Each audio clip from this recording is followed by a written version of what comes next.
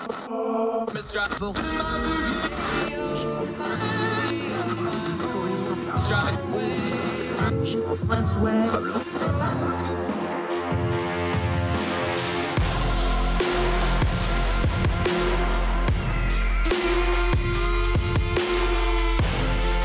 your host, Andrew Donaldson.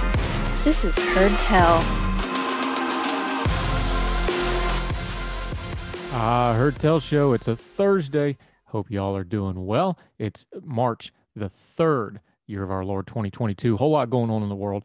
Going to turn down the noise of the news cycle on a couple different stories today. Going to touch in some old stories. Two stories from the Ukraine conflict. One that we got right, one that we got wrong. We're going to revisit both of them and rehash that. Also, we're going to talk about the Supreme Court nominee, Ketanji Brown Jackson. Our friend Em Carpenter has some writing up. She's working on a deep dive, but in the middle of that, some of the social media nonsense got to her and she'd had enough of it.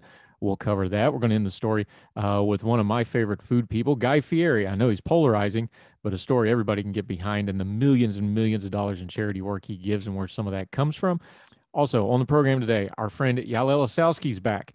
Consumer Choice Center, Consumer Choice Radio. Usually we're talking markets and economics and things like that with him, but he lives and works in Vienna, Austria. He's only about 6 hours away from the Ukrainian border. So we're going to get a European view from people on the ground there, how things are changing. We're reading in American press a lot about what the Europeans think and how it's changing their minds. We're going to ask him directly, find out from somebody on the ground how this crisis is landing with the people in Europe. He's in contact with people in Ukraine. He has a lot of strong thoughts about it. Also talk about the technology edge, how things like BitCoin and technology and Tor servers are playing into the story. Yael Ossoski is our guest today and always thrilled to have him. But briefly to start the show, we want to do something a little different. We've been opening with Ukraine just about every day because it is such an important story.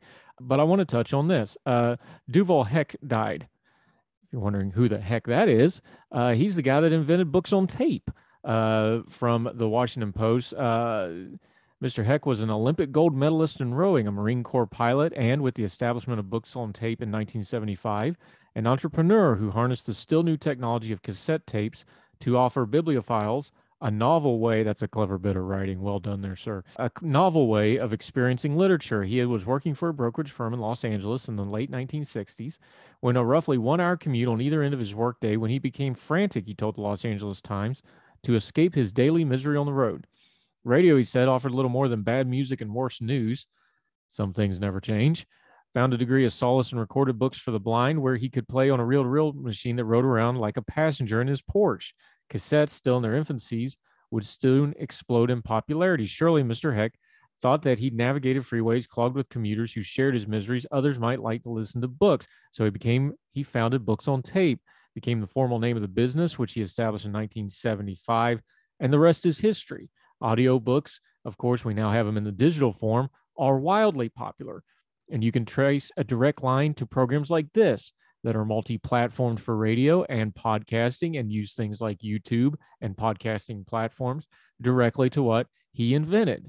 I bring this up to kick off the program today because we're going to talk a lot about technology. We talked about it yesterday with John McCumber. We're going to talk about it again with Yael today, who's big on technology and how technology is freedom of information. We keep talking about these cell phones in our hands. You have the entire depth and breadth of human history and knowledge in your hand. Do something with it other than send cat pictures and to yell about politicians.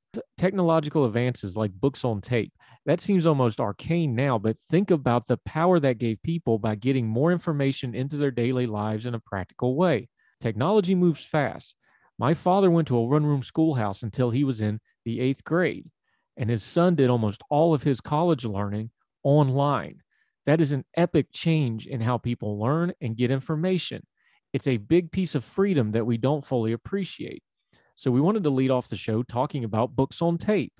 To a lot of you, especially if you're younger than me, I'm 41, books on tape sounds like some arcane thing from a faraway time. But only a generation ago, it was the gateway to knowledge and freedom and the power of the mind to be able to do something with your commute other than just yell and honk at the person in front of you.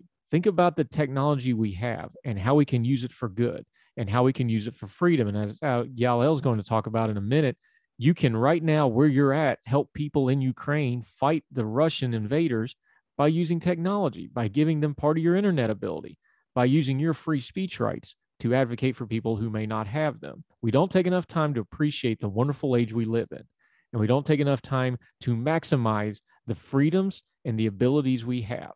So we honor the founder of Books on Tape on his death, who paved the road for things like podcasting and things like YouTube and all this technology we enjoy. Maybe 40 years from now, somebody will look back on what we're doing and say, wow, they used their technology to advance freedom, to advance human rights, to make more people more free and more happy and get more opportunity. And if we're not doing things every day that people 40 years from now can say that, we better change it up now. Otherwise, they'll be saying something very different about us if they remember us at all. We're going to get into a whole lot more on Hertel right after this. Now let me see you go off like a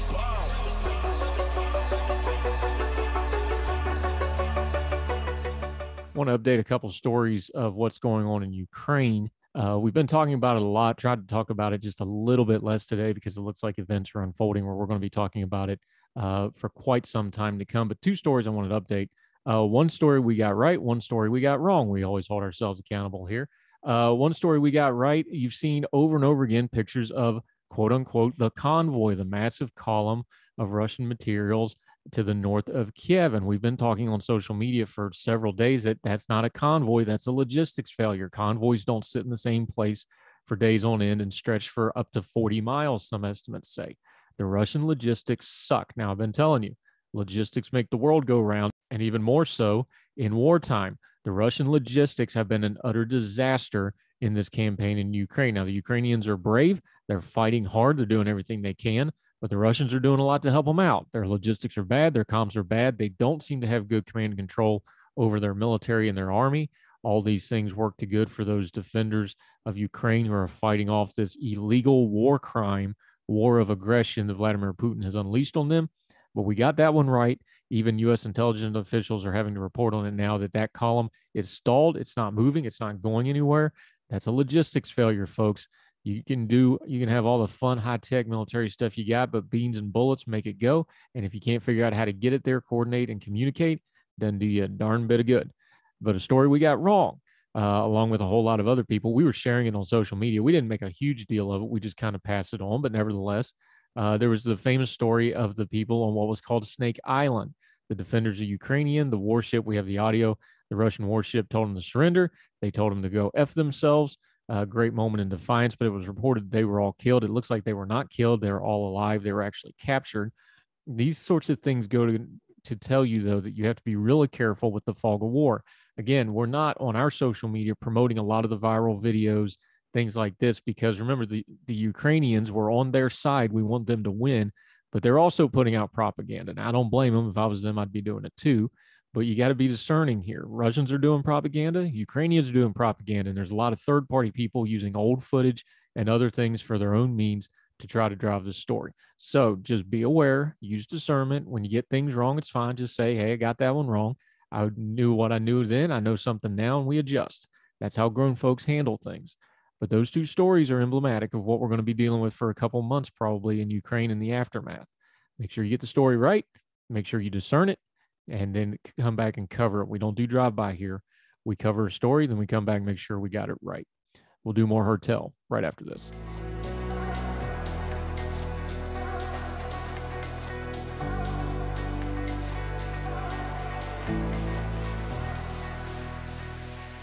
Hertel Show. He's back. It's been a little while. We missed him. I am so thrilled to see you from the Consumer Choice Center. He also does some background work, which basically means I ask really dumb questions and he answers them patiently on how to do things like technology and all sorts of stuff like that. My friend, how are you doing over there in Europe today? I'm doing great, Andrew. Thanks so much. And congrats on the program. I think the first time we spoke, we did not have video capabilities, but you've since ramped up and doing a great job doing the daily program. I know a lot of people are listening in, a lot of people tuning in. I know your numbers are going up. So thank you for allowing me to be a part of the experiment. And he is an integral part of the experience. Make sure you find him wherever he does his stuff, Yael Ossoski. Part of that great Consumer Choice Network. We've had some of his compatriots on. Going to have some more in the future. We just found out. We'll talk about that some other time. All right, buddy. You're in Europe. You're in the lovely city of Vienna, Austria, one of my favorite countries in the world to visit. I got to imagine, though, that the things in Ukraine are striking you a little differently because you're only about a 6 hour drive from where this is going on. What's kind of the European perspective for the American press, which, of course, we know we're American centric media? We're hearing all this stuff about the EU and unity and things like this, but how's it actually landing for people that are there like you? Yeah, very. I guess off the top, I have to answer the call of many American political pundits who are now weighing into the waters of which country should, have accession rights to the European Union. Very funny that most people didn't even know what this process was and are now opining on it as if they are some grand authorities. So I just wanted to throw some shade at the beginning. Very true. So we are just between Austria and Ukraine is Slovakia. There's Poland that's going to be receiving a lot of refugees. The latest numbers say anywhere between 4 million and 5 million that'll be going westward. I actually think Austria is not really ready for what's about to come. So if we think back to 2015, we obviously had the refugee crisis. And there we had a lot of people who were coming from Afghanistan, who were coming from Iraq, who were coming from Syria. And it was around, let's say about 1 million. And if we're facing, that number with Ukrainians, I don't think many of these countries are really ready. I don't think many of these people are going to want to settle at all. They obviously want to go back home, want to go back to Ukraine, but they're not going to settle in Romania, in Poland, in Slovakia. They're going to go to Germany. They're going to go to Austria. They're going to go to these countries that are much closer, that have better labor markets, that are, somewhat a bit more better positioned to help them. So I think that's the primary thing that people are looking at. Austria is kind of a weird state both in the European theater and world theater because it's technically neutral. And that was really because of the Soviet Union. We go back to 1955. If we go back to the end of the Second World War, much like Berlin was divided between, the Allies, Vienna was much the same, and as was Austria. And most of the Americans and the Brits and the French, they wanted to put their resources more into Germany because it was a much larger country. So the Soviets actually took more of a role. So really from 45 until 55, the Soviets kind of ran the show. And the only way that the Soviets agreed to leave Austria at that time is if Austria committed itself to permanent neutrality. So that's why Austria is not in NATO. And that being the case, Austria has still been very forceful in condemning what is happening, in trying to provide whatever resources we can. Again, it's not the most impressive military in the world, but I think location is really vital. And a lot of people here, are worried about obviously the ramifications. If we even talk about any nuclear disaster, we're kind of in the firing line. Not to mention a lot of Ukrainians, and a lot of people here remember Chernobyl and remember growing up and having to take, iodine pills and all this kind of stuff. They remember not being able to go outside because there were particular, some kind of contaminants that were in the sand or they're in the sky. So this is the kind of stuff that people are thinking about a little bit more here. The refugee question, I think, is going to be very important in the next couple of weeks. We haven't heard much about it. We hear people are there with water and blankets and everything else, and they're all happy and all is good. But the problem is that European countries are very bad at assimilating people. They're very bad at assimilating people generally when there's no crisis. And when there is a crisis, I don't think they do a very good job either. So I'm actually fairly pessimistic. There are a lot of great charities. There's a lot of money that's being raised. There's a lot of great individuals that are going above and beyond, going to the border, shepherding people in. But overall, very pessimistic view. And again, Austria is not a power player. Most of the energy here is pretty much secured domestically, either through hydroelectricity, wind energy, and these kind of things.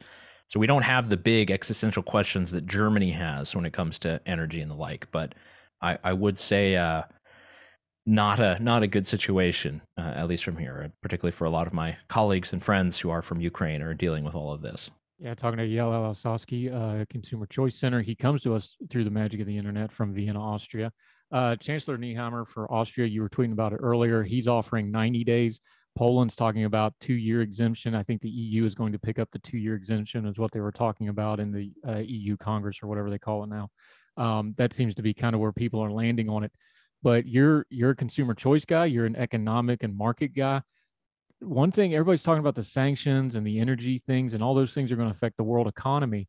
Refugees affect the economy greatly, and that's one of the reasons some bad actors in the world have used refugees, weaponized them. They have used them before. You talked before about, getting pushed up out of Syria and places like that.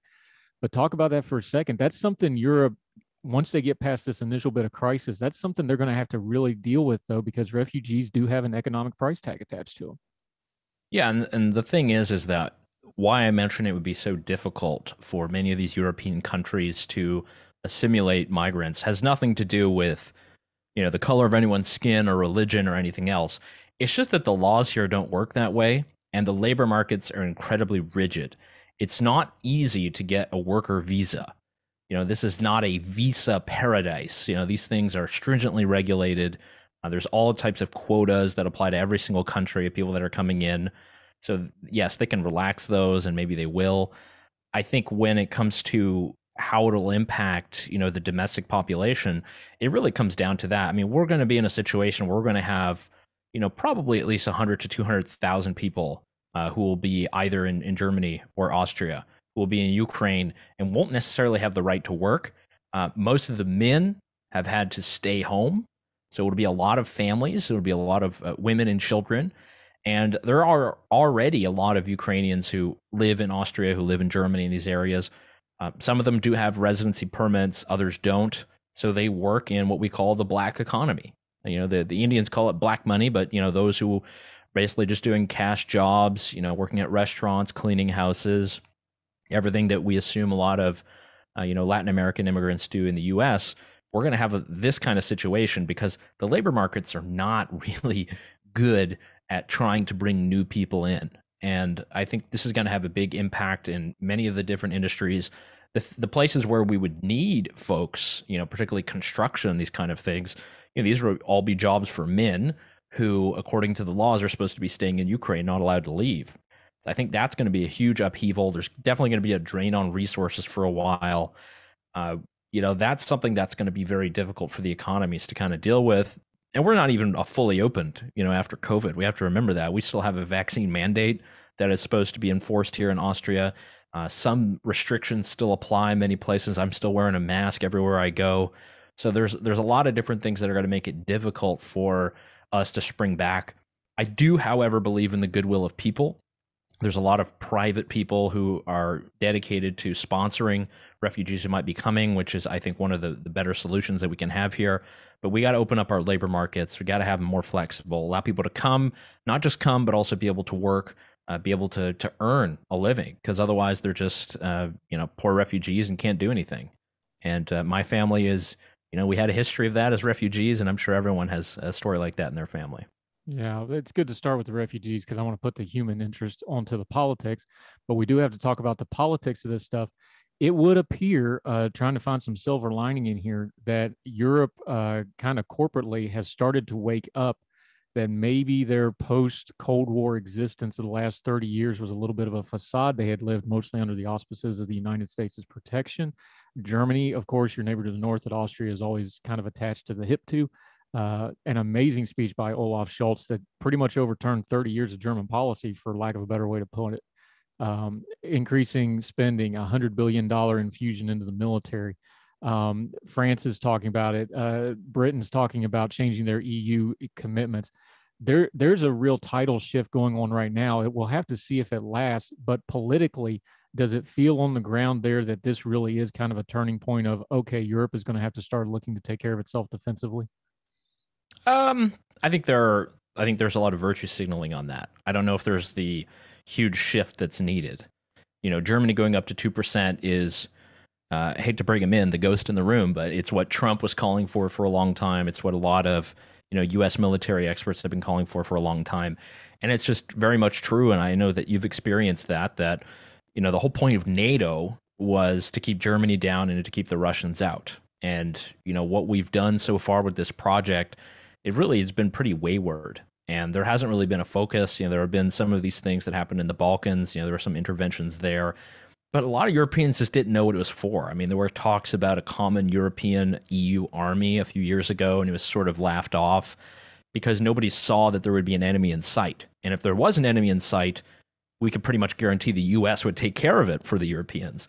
But now they realize that, everyone's they have to look out for their own interest. And these blocks, the political blocks, whether it be the European Union, whether it be NATO, I mean, all these things are just pieces of papers and small agreements. But as soon as land is taken, there's still an active war that's going on between Cyprus and Turkey and Greece. There's still kind of all these conflicts that have been going on between Macedonia and Greece.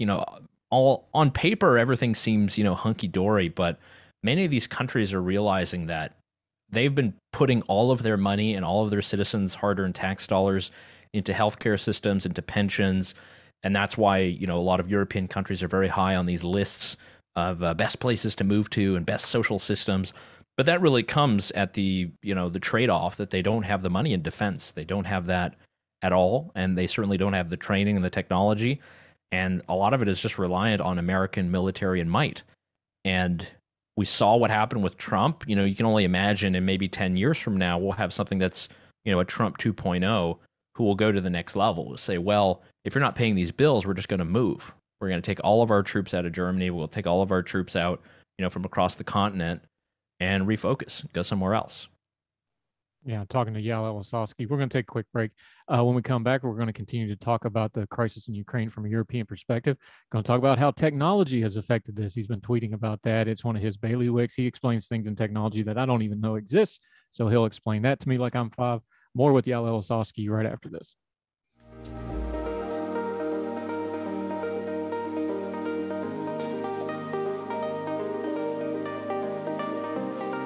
Welcome back to Heard Tell. Continuing our conversation with our good friend from Consumer Choice Center. He's also on Consumer Choice Radio on Big Talker Network that shares this program as well, Yael Ossoski. You took up an interesting point that I hadn't really thought of. This is definitely, as opposed to it is a shooting war, this has really been a technology war. We talked to our friend John McCumber about all the cyber stuff going on.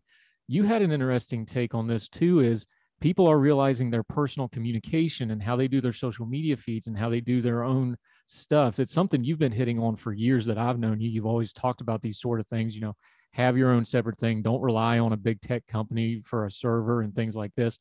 But you've been talking about how people communicate, even folks in Ukraine, how they can do things better. Talk about that a little bit, because this has been really interesting, some of the technology things that are coming out of necessity here. Yeah, I think it comes down to, we have these conversations in the U.S. and sort of the liberal democracies about social media and how far we want social media to go. And, in many other countries, they deal with active blocks, when they go search for things. If you're in Turkey and you're trying to go to Wikipedia, just good luck. Throughout the entire Arab Spring, many of these dictatorships, one of the first things they would do is shut down the internet. And we've seen that, particularly in this situation. There's a lot of people who are trying to get information. There are a lot of people who are trying to get information, not just in Ukraine, but also in Russia.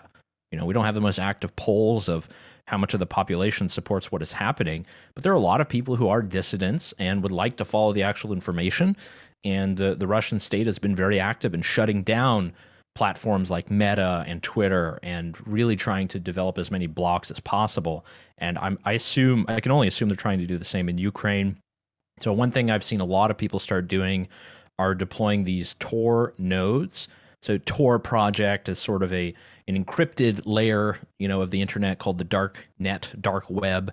It's a project that was developed originally by U.S. government, the Naval Observatory. And this has allowed for people to connect to the internet anonymously.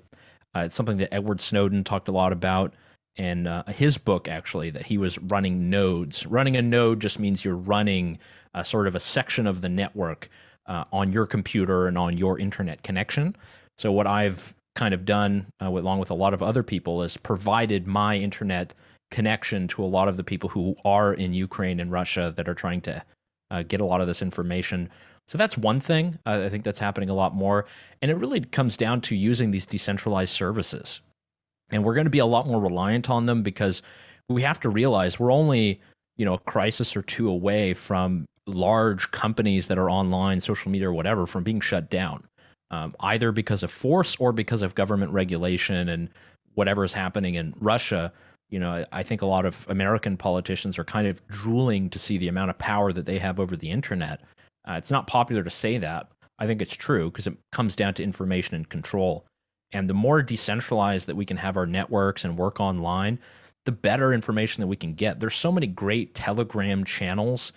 Telegram is a great app that was created by a Russian dissident that a lot of people are using to get information and share videos, something that's encrypted. People have been able to use that. People are using things like Mastodon servers, which are like decentralized Twitters, to be able to share information and post and not be afraid that they're going to be shut down or canceled or have something deleted. So I think a lot of these services are necessary. They always are. But the more that we're able to control it on our own, the more that we can actually have reliable partners and could be sort of a trustless ecosystem, that's just a lot better. But unfortunately, a lot of the state actors are continuing to have more control. And we're seeing that today in Russia. And I think that's why people should be very vigilant and should take as much as they can and try to host it themselves. See, I want you to talk about it because you always, your whole thing is consumer choice, the free market, the open market. I think, and I'm guilty of this too, and I'm sure you are too, we tend to talk about this stuff in the abstract a little bit too much. We talk about things like, freedom of speech and technology and, personal accountability for what you're doing. But when you have a crisis, if those are skill sets that you develop, and they are skill sets in crisis, they have a lot of real practical application. Like you said, you can directly assist somebody in Ukraine just from where you're sitting at. You can relay good information against Russian propaganda anywhere in the world if you've got a Twitter feed or a Facebook post. I think this is a good life lesson on this technology stuff of like, yeah, we talk about it politically and culturally, but there's a lot of practical application if you stay on top of this stuff. And then when the crisis comes, you're actually better prepared to meet it. And I hope your audience doesn't think I'm shilling, but I think Bitcoin has provided a good example there as well. There's a lot of Russians who live and work throughout Central and Eastern Europe, who have jobs that are in the so-called West, but still have Russian bank accounts and have rubles that they've been saving up. Well, if there's a complete collapse of the Russian banking sector, all that money is going to go away. You're going to have some kind of hyperinflation. So many of them have been looking to Bitcoin and cryptocurrencies to try to convert their money. And, it's also allowed things like the armed forces of Ukraine to be able to collect, upwards of $15 to $20 million in Bitcoin donations from around the world. And we're able to do that instantaneously. And, there are groups of people that I know that are driving back and forth between Poland and Ukraine. They're trying to buy blankets for people. They're trying to buy, all kind of feminine products, things for babies. And, they're soliciting donations in cryptocurrencies, and people are able to send that immediately. And people are able to have it in their wallet. They're able to spend it. They're able to convert it. And I think that's something that is incredible at this moment to see. Yes, there's going to be a big mainstream media focus on are the Russian oligarchs using this to try to bypass sanctions. Okay, sure, we hear these arguments all the time. The dirtiest dollar that is being shared around by the drug dealers. But we have to think about ways that we can promote value. And one argument that I've seen from a lot of tech people is, we all want to be there. We all want to help. We want to have our particular skill be used in some way to help the people in Ukraine. But oftentimes the best thing that you can do is work more and take that surplus and donate it to a good cause of people who are already doing something very good, who are already being very effective. And oftentimes that's kind of the mantra of the effective altruism movement. People can actually be more impactful doing that than changing their profile picture. Yeah, Yael Ossoski, Consumer Choice Center, joining us. You brought it up. I was going to ask you anyway, so you teed it right up, though. I'm more skeptical of Bitcoin than you are. We've had those conversations. It's not from your lack of effort. You keep trying, bless your heart. But I think it's unfair. Some people are bringing up, well, the Russians will just move everything to Bitcoin. That's not really how that works, though. You can defend the medium here a little bit because, we know most of the really bad, dirty money from the Russian oligarchs, most of that goes through somewhere like London. The UK is talking about cracking down on that through the London monetary system or the English monetary system. They can't just go grab that and immediately move it to Bitcoin. That's not how this works. Do you want to answer that criticism a little bit? Because I've seen a lot of that even in mainstream press of, well, they'll just hide it all in Bitcoin. That's not how this works, though. Yeah, I mean, the thing is it's what we call this pharmaconic problem, is that you have these on-ramps to cryptocurrencies and Bitcoin. How do you get your US dollar, your euro, your ruble into a cryptocurrency? And today there exists many payment providers, exchanges, brokerages where you can do that. But often, and if not every single case, in order to get that money from fiat to the cryptocurrency, you have to provide your information. You have to provide a photo. You have to provide your street address, and you'd have a verification. You have all these steps that any of the Russian oligarchs, they're already on these lists. There's no way they're getting past that. Now, if they're using fake identities and passports and all of this, they would be doing that anyway at a Swiss bank, or whatever it might be. So I'm not too concerned about that. I think that is more a red herring that's thrown up as a way to say that, we should not embrace this digital system.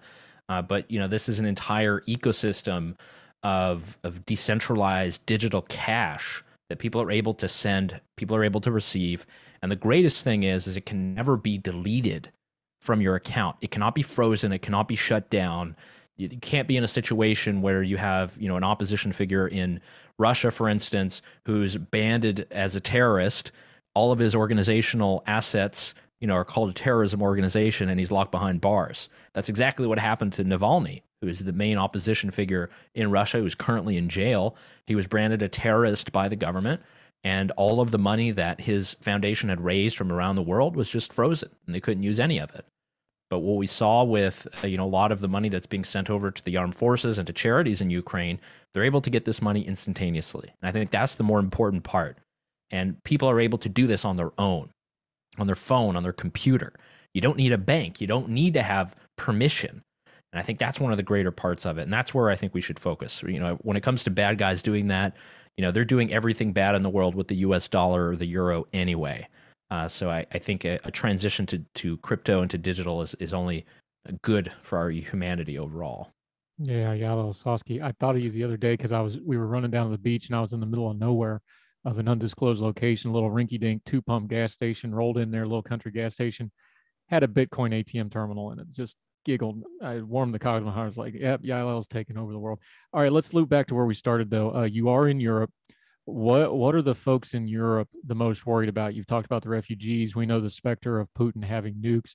He's got 100,000 some troops in the field on continental Europe, technically right now, rolling around doing all kinds of unspeakable war crimes. What are they the most worried about today as we sit? I think it just has to come to, if there's no more rationality in Russian foreign policy, as if there ever was, what is kind of next? Because there's a lot of irredentism in Europe. There's a lot of, longing and nostalgia for land that has been lost. That's principally, I think, what's happening with the current situation in Russia and Ukraine. There's a lot of this lust that exists in many of these countries. And I think that's more what they're trying to figure out. And I think where most people are probably scared, and with good reason, are in the Baltics. They're in places like the Republic of Georgia. These are places that have been warning against Russian aggression for many years. And oftentimes, too many people in the sort of apparatus and people who can afford to sit around and think about policy all day, has kind of been chucked at the side. It's a very Amerocentric view of the world that emanates from DC and New York. And the people in the Baltics, and I mean Estonia, Lithuania, Latvia, Republic of Georgia, they've had to deal with, not just the specter of Russian aggression, but actual Russian aggression. Just go back to 2008 in Georgia. There's actually been a lot of pretty big cyber attacks that have happened in Estonia in the last couple of years that were likely Russians as well. And I think that's where we have to kind of look and focus to next, because that's where there are a lot of vulnerable populations. I mean, some of these countries only have 1 or 2 million people. They do speak their own language, but they do have some Russian minorities there. They are in NATO, which I guess is their grand cover. But, a lot of this is not going to be just, with a brazen military, example. We've had the cloak and dagger stuff. I think that's why in 2014, when we had Maidan and we had everything that happened in the east of Ukraine, why people didn't take it more seriously is because it was not necessarily the Russian flag going in. It was local funding of rebels. And, that's something that has been a consistent problem in Europe. There's a lot of Russian funding of particular political parties. That is coming out more in the newspapers. We're seeing that information. People are definitely more awakened now to what can happen when you have a power like Russia. And I think people cannot just sit in the armchair and say that, the international relations theories of the last 50 years will work and there'll be some balance. It's just not true. We're not dealing with that anymore. We're dealing with active threats to people's sovereignty, to people's lives. And the more that we can do to inform people, I think that's number one. Because most people don't know what has happened in Estonia. Most people don't know Lithuania. Most people don't know that these countries, that they've only been around since the fall of the Soviet Union. These are proud, independent peoples. And the second that we allow any kind of Russian operation to trample over their borders, yeah, that's a stain on humanity. That's not to say that we know exactly where U.S. troops should go or if that should be the policy response, but at least be open to hearing these stories and at least be open to knowing that there are threats that exist in the world that are not directly the cause of U.S. agency. All of these other peoples, Ukrainians, Latvians, Lithuanians, Estonians, they also have agency. And unfortunately, they're being trampled on by a lot of Russian boots at the moment. Yeah, and real quick in the few minutes we got left, though, talk about those three countries in particular, because kind of like one thing we've been saying is, every day the Ukrainians show bravery, it contrasts with the wickedness of what Putin's doing. The way they have gone with their market economies, they have been absolute superstars in freedom and an open market and their economies. That contrasts with the old order that Putin really seems to want, like, hey, they're ours for this old order. It's their national identity is they have been absolutely killing it the last couple of decades. And I don't think the world knows that part of the story. And I think they need to know that story now as to why we need to protect and help those people from a regressive regime of a tyrant. Yeah, there's, all these books are not for show. I do have a book here by Mart Laar. So he's the former prime minister of Estonia. And, when Estonia was kind of created, they had their small heyday a bit after the First World War, but then were sucked up by the USSR. But sort of in their short time as an independent country, they've gone from just being this little small provincial backwater that was connected to what was once Prussia to actually being like a super functioning, super highly technologically advanced country that is actually the envy of many corporations around the world. If we think of inventions like Skype, TransferWise, all of these have come from Estonia, from Estonian entrepreneurs.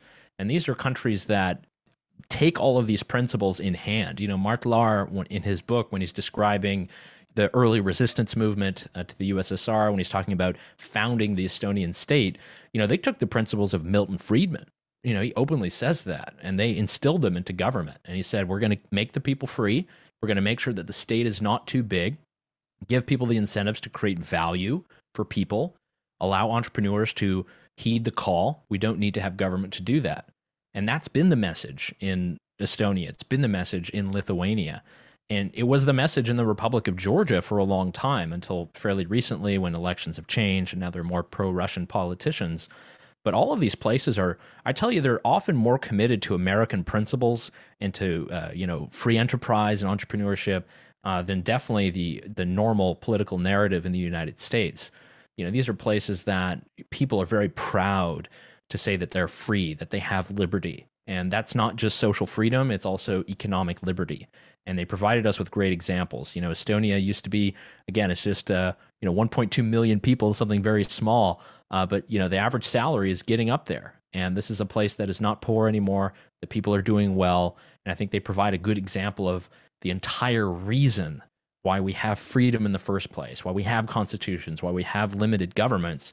It's so that people can flourish. And that's where they've been flourishing the most and the best, at least in the last 30 years. What a concept. Freedom, and let people have a little bit of freedom, let them self-determine, and good things happen. Works every time they try it. Yael Ossoski, Consumer Choice Center. Let folks know where they can find you. You can follow her. Your excellent radio program, all the great work Consumer Choice Center does. Y'all are everywhere now. Every time I turn around, it's like somebody else got added to Consumer Choice Center.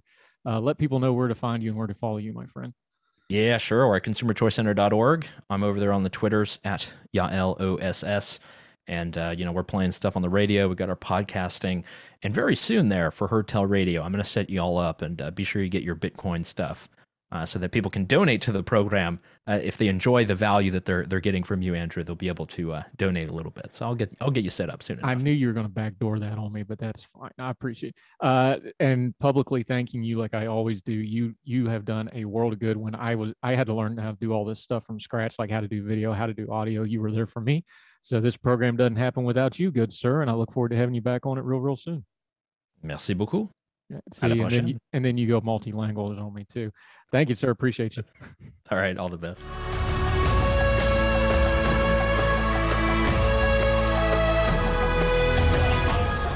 All Welcome back to Heard Tell. Our friend West Virginia Esquire, when Amy Coney Barrett was nominated to the court, she did a whole lot of groundwork. I know it because I worked with her. I helped edit the pieces. She did a 4-part series on Amy Coney Barrett's case law background. She didn't take anybody's word for it. She did it herself, did some great work that kind of became a legendary piece at ordinary-times.com, and a great example of her character and integrity, because she said, I'll make up my mind after I read all the casework. Well, she's working on something similar to Ketanji Brown Jackson, President Biden's Supreme Court nominee, that will be coming up for consideration here shortly. But she went in her Wednesday Writs feature at ordinary-times.com, now available. Please go read it. I'm going to read a piece from it because she took a piece of social media that I've seen from other places as well, but this is one example where somebody tweeted this. They said, Biden's SCOTUS pick represents terrorist suspect as a public defender. Representing suspected terrorists as a public defender? Really? That's the criticism? But West Virginia Esquire, our friend Em Carpenter, she wrote it this way. She said, so there's that. What is that? The fact that she performed her duties as an officer of the court by upholding constitutional guarantees to the right of counsel? Judge Jackson was a public defender. It was her job. She likely had no or little say in the cases she was assigned, but even if she did, or even if she took the case for a fee as private counsel, so what? I was not part of a public defender's office, but I was on the appointment list as private counsel willing to represent indigent clients. I also accepted cases privately for retainers. In both capacities, I defended criminals, guilty criminals. I had some clients I truly believed were innocent, and I knew some for a fact that were not. I represented accused child abusers and rapists and even a few alleged murderers. I never felt a shred of guilt about it, though. Some friends and family opined that they can never, with guffaws, and I would often see as an accomplice by complainants, victims, and law enforcement. I felt I was doing some of the most noble work in the legal profession. I still feel that way about criminal defense. Some lawyers during their careers, reading from Em Carpenter and ordinary-times.com here, find themselves as the mouthpiece for some seriously repugnant people. Just imagine that you somehow find yourself charged with the most heinous, disgusting crime you can think of. You're the accused in a case that made the front page, the type of the case promoting a mob of torches and pitchforks outside the jail, calling for your immediate hanging. Only thing is, you didn't do it, or it was an accident, or any of 100 possible mitigating things. The public doesn't know that or care to hear that. All that matters is that you're accused of this horrific crime, and all they want is you under the jail for it. Now imagine that no one will help you. No lawyer is willing to protect your rights because the things you're accused of is just so terrible that you are so low. You are now on your own before a court with no legal knowledge beyond that which you learned from Jack McCoy or Ben Matlock. You have no way to call witnesses, to point out that the prosecutor is breaking the rules, or any ability to investigate your own case. You are a fish in a barrel, and all the guns of the legal system are pointing at your head with no one to help. That is apparently the way this tweeter thinks things ought to be. I retweeted this nonsense, not with incredulity, and had at least one response in favor of his dumb tweet. Quote, she's a political activist in robes, the tweeter said. I asked for examples from Judge Jackson's body of work. They had none, which is not surprising, since although they thought she had no judicial experience beyond her short stint on the Court of Appeals. But it's what he'd heard, you see, and she's a minority and she was a public defender, so it must be assumed she's a liberal political activist unfit for the bench. Judge Jackson's service as a public defender, even for a suspected terrorist, does not make her unfit to sit on the bench. In fact, in some ways, it makes her more qualified to do so as her already seated colleagues. She fought in the dirty trenches where corporate lawyers and law professors and in-house counsels and law clerks fear to tread. Is Judge Jackson otherwise suited for the job? I don't know. I'll let you know when I'm done shifting through hundreds of opinions to try to get a read on her. But if she isn't, Judge Jackson's representation of unsavory clients is not why. That's our brilliant friend, Em Carpenter. She's at West Virginia Esquire on the twitter.com, writing in her Wednesday Writs legal feature at ordinary-times.com. Go read the whole thing and look forward to her breakdown of Ketanji Brown Jackson. Also, her deep dive into Amy Coney Barrett, well worth your time. It is linked in the piece. More Heard Tell right after this.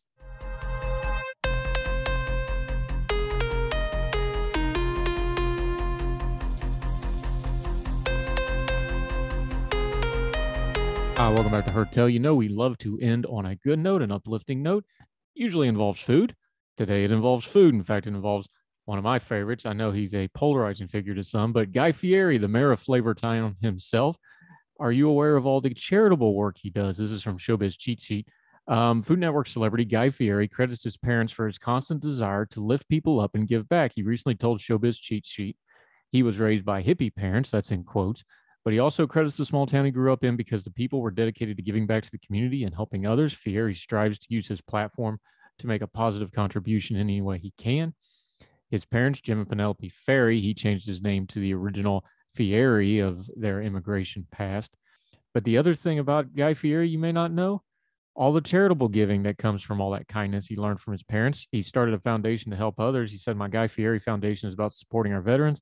We have a big veterans program, first responder, women, children, and we have a reading advocacy program that we are now doing where we inspire kids with a reward to read so that when you have a good platform that I have, it's really a shame to waste it on just being about Guy when it can take it and share with others, and that's what I choose to do. Fieri also quietly donates perishable food from Guy's grocery games to local shelters. He prepared and distributed over 2,000 meals to first responders following the Carr wildfire in 2018. Additionally, Fieri managed to raise $21 million for the restaurant employees impacted by coronavirus. He created the Restaurant Employee Relief Fund, funding over $43,500 grants to restaurant employees. So Guy Fieri, he's loud. You see him all over TV. You see him in commercials. I'm a big Food Network watcher with my family and household. We love food, but he does a lot of good in the community underneath all that weird spiky hair and catchphrases. So good on Guy Fieri, spreading a lot of love and a lot of money to make the world a little bit better, whether it's Flavortown or your town. That'll do it for Heard Tell today. Good to end on a happy note. We always like to do that. If you're missing anything from the programs, if you're subscribed on the YouTube channel or subscribed on any of the podcasting platforms, iTunes, Spotify, Google, any way you want to get the program, all the episodes of Heard Tell are there for you. We've got quite the archive going now.